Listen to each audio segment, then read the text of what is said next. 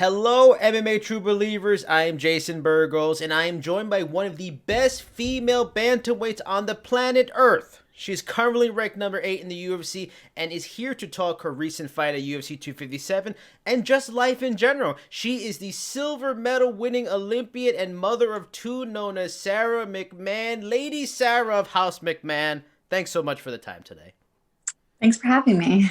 Now, before we talk about the Pena fight that happened recently, I wanted to talk to you about being a parent and a professional fighter. Now, I've talked to a lot of fighters who are also parents, and it's a real balancing act. It takes a lot of help because, in a way, a fighter needs to sort of be selfish about their time during a fight camp because it's so all-consuming, so important, especially at the level that you are at, the UFC level. Did this second camp, after having your second child, become that much more difficult because of the pandemic, limited training, having a toddler consistently to tend to, homeschooling your eldest? Like, was this camp far from optimal, or did you manage it far better than you expected? No, it definitely wasn't optimal. I just had different things come up, like I'm sure everybody did, that was made it difficult. Like, it was really difficult to lift. I'm not currently with Team Alpha Male. And so like pulling together this camp in particular, like pulling together all the different resources and everything that comes in, like that was tough. I have a lot of great partners and great training in the jiu-jitsu aspect. But as we can tell, I still have room to grow. I'm, still a purple belt. So I'm constantly trying to improve that. But it was challenging. And I imagine it was challenging for everybody too, but I have a really great support network. Starts off having a great partner who understands, managing things, negotiating. You take the baby whenever I have to go do this, and I have to teach class and do this. And my daughter actually is like a wonderful help because she's 11 and she's like super caring and nurturing. So, she's a blessing when it comes to helping with Lucas. Talk to me about because like a fan, casual fan, maybe someone not trying to learn as much about the industry may think, oh, well, she's been training for like 10 plus years now. She knows everything she knows. How much different can just changing a camp or maybe not being where you're usually at make a difference? But explain to people that may not understand it, how big of a difference is to kind of break that rhythm, that regimen of going to the camp, it being so beneficial, like changing from the partners, maybe it not being optimal, having less partners, not being able to lift. Like, how does that affect, can it be a big effect and even a negative effect in just one fight camp? Absolutely. It takes a while for you and a coach to have like a certain amount of understanding and trust with each other. Every coach calls different combinations out differently. Everyone has preferences. With the jiu-jitsu, people have certain preferences in one way. And if you've kind of been wired to take certain routes because of a certain coach, then when you have things different, it's just not easy to immediately assimilate to that. And then also not having access to the same partners that you're used to.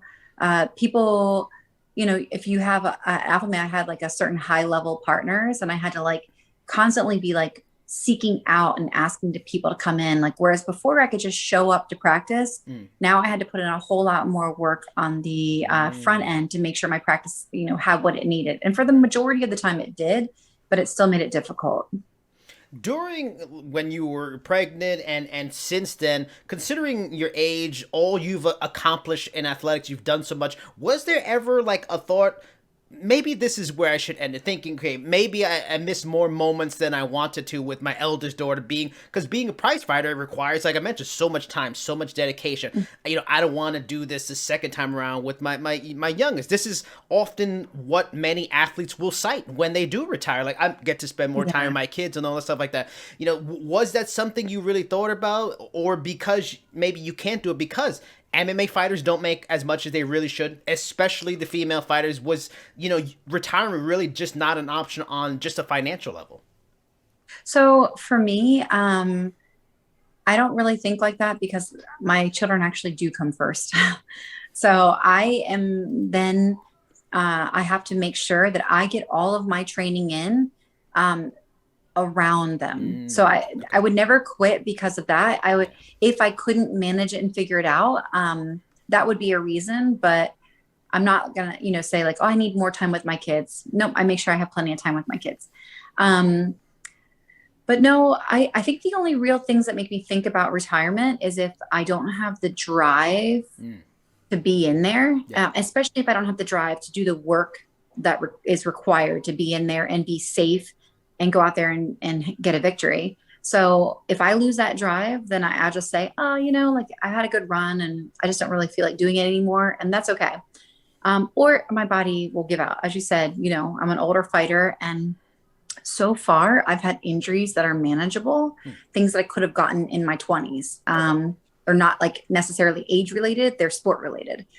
But if I do get a major one, if I blow my ACL, if I do, something that takes like a year to come back from, then I'll say, I'm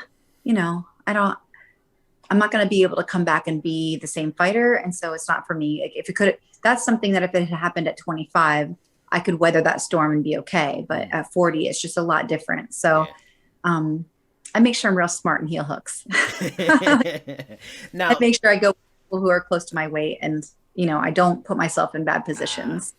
Fair enough. Now, to talk about this last fight with Pena, in the third round, Daniel Cormier was one of the announcers, and he said he claimed one of the problems in your career is how you react when opponents make you uncomfortable and fight in a way that maybe you don't want, and that he said he felt that in the third round you had a panic in your face that maybe Julianna was aware of. Like, what are your thoughts on that kind of analysis? Would you say you felt panicked on some level, or is Cormier a bit off base with those comments and there were more things going on in that round than a panic?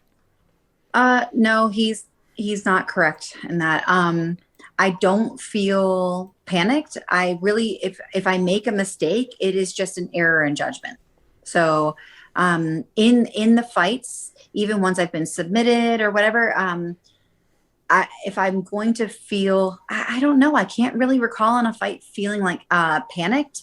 I've felt before the round started like I'm already feeling the fatigue. Like I came into some fights where I hadn't had the training that I needed. I had an injury during the camp that ended up being healthy by the time that the fight came around, but I wasn't able to push my body like I needed to. And then in the fight, I felt it.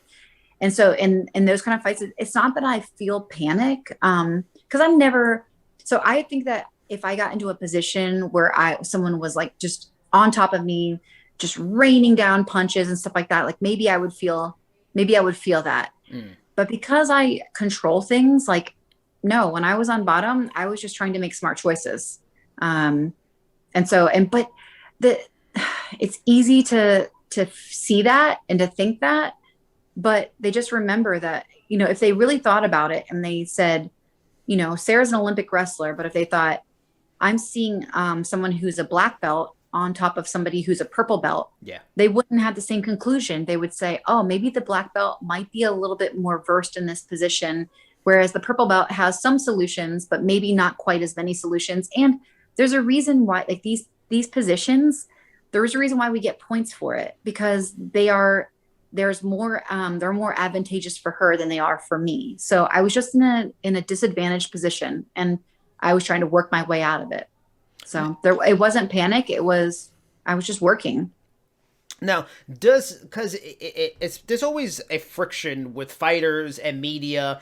Often, a lot of times, does a comment like that, especially if you don't agree, from someone like Daniel Cormier, is it easier to deal with? Is it less bothersome on your side? Because I bring this up because Cub Swanson tweeted last week, and every MMA media person should have had at least 3 amateur fights, with the idea with a lot of fighters say, they don't know how it is in the cage. Their opinions aren't of an understanding of a fighter. Does it make a comment like that from someone like Daniel Cormier, not as annoying or bothersome as compared to, say, I said it? Does that change point of view, No. So from what I would gather from that was that he was speaking maybe from his experience. And if I had a heavyweight or a light heavyweight male on top of me in that same position, Yeah. I probably, Yeah. like I'd be in a lot more danger. Yeah. So the strikes that we're getting through and things that were happening, like they weren't actually reason to cause panic, if that makes sense. Yeah.